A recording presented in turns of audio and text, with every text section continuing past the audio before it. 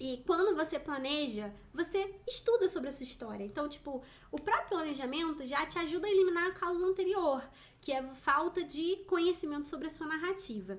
Mas ainda assim, o planejamento superficial pode acabar dando no mesmo, né? Muitas das vezes eu tenho que puxar um pouco a orelha dos meus alunos e falar assim, volta e faz isso de novo, volta e faz essa pesquisa de novo.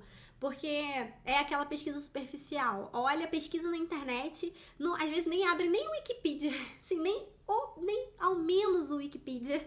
Só olha aquele resumo do Google, sabe? Quando você procura, às vezes tem uns textos lá, um parágrafo que já explica, porque você nem precisa clicar no site, você meio entende.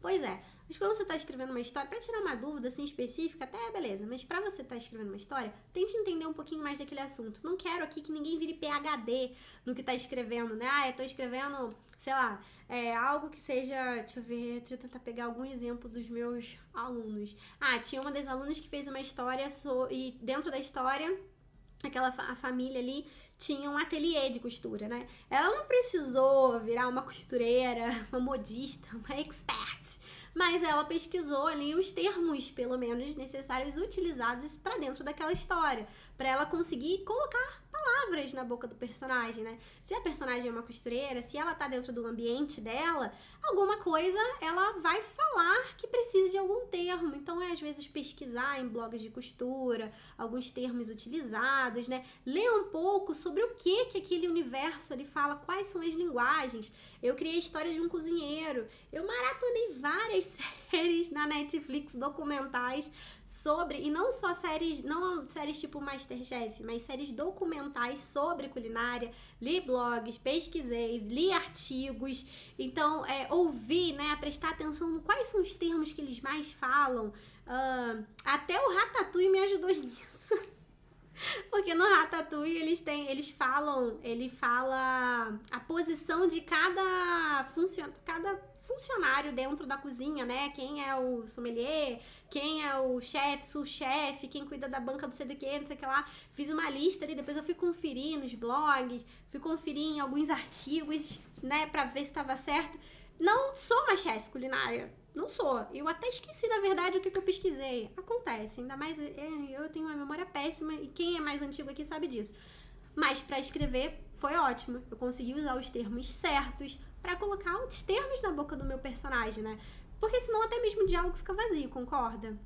Enfim, então o seu planejamento também não pode ser superficial, mas fazer um bom planejamento te ajuda também a você eliminar essa causa da falta de conhecimento da sua história. Consequentemente, você vai acabar tendo esse conhecimento, né?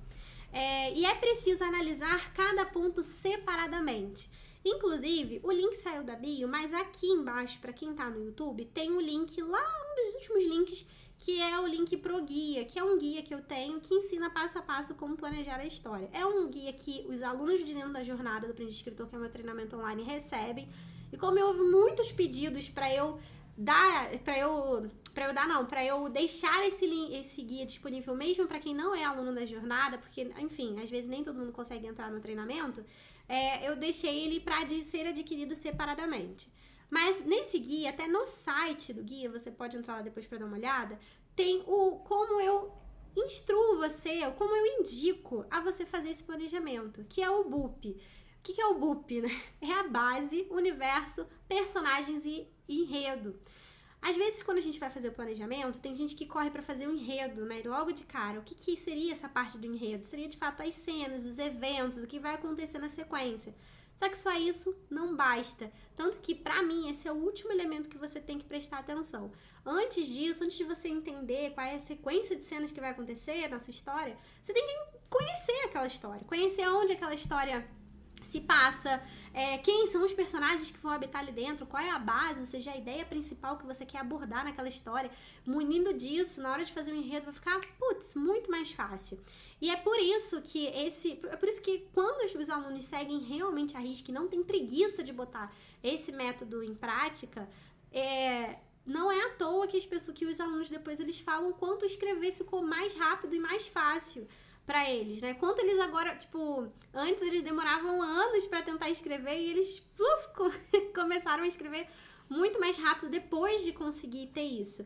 E aí é isso, pelo menos entender isso separadamente, analisar separadamente. Quando você estiver fazendo a base, faça a base. Quando você estiver se dedicando ao universo, se dedique ao universo. Não faça várias coisas ao mesmo tempo. Não, peraí, eu tô fazendo personagem, mas ao mesmo tempo tô construindo meu cenário, ao mesmo tempo tô listando meu enredo.